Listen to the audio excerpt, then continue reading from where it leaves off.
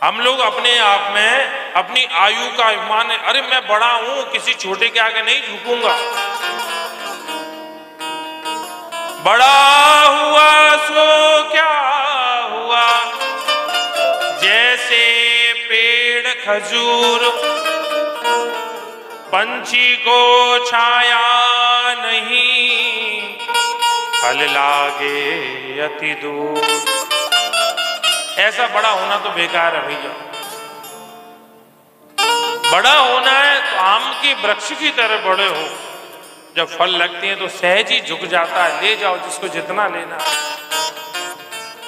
हमारे सनातनियों की परंपरा है, हमारे भारतवर्ष में किसका सम्मान किया जाता है? सौनकादि ऋषि कितने बड़े बड़े महान ऋषि हैं। इन ऋषियों के जीवन में इंद्र कई बार गुजर गए। इंद्र जानते हैं ना, स्वर्ग का राजा इंद्र।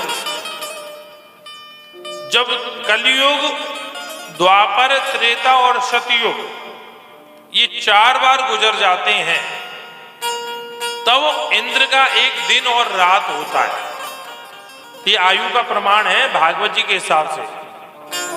आयु कैसी है कि कलयुग की आयु है 100 वर्ष। कितनी हो गई? 100 वर्ष। उसमें 1 जीरो लगा दो तो द्वापर की आयु हो गई 1000 वर्ष।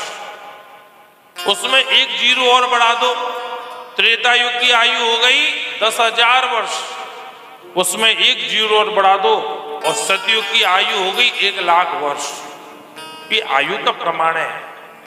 इतना सतयुग, त्रेता, द्वापर, कलयुग में जीव जीता है। ये 1,00,000, 10,000, 1,000 और 100 वर्ष जब गुजर जाते हैं 4 बार, उसको बोलते हैं एक चतुर्युगी। वो इंद्र का एक दिन और रात होता है। भैया ऐसे इंद्र इन ऋषियों के जीवन में कई गुजर गए। सबका समय निर्धारित है। इंद्र को, अग्नि को, वायु को, यम को, सबको जाना होता है, सबको जाना होता है। इतने बड़े बड़े यशस्वी ज्ञानी, ध्यानी, मुनिंद्र, यतीन्द्र, महात्मा बैठे हैं और एक 20 वर्ष के बालक को देख करके खड़े हो गए। क्यों खड़े हुए?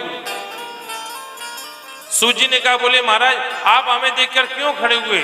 तो सौनकादि ऋषि ने बड़ा सुंदर कहा, धन वृद्धा बल वृद्धा आयु वृद्धा तथैव च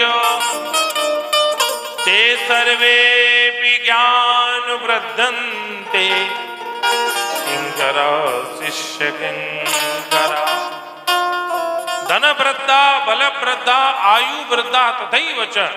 कोई धन में बड़ा है वो बड़ा नहीं है भैया। बल वृद्धा, कोई शारीरिक बल में बड़ा है उसे बड़ा नहीं कहते हैं।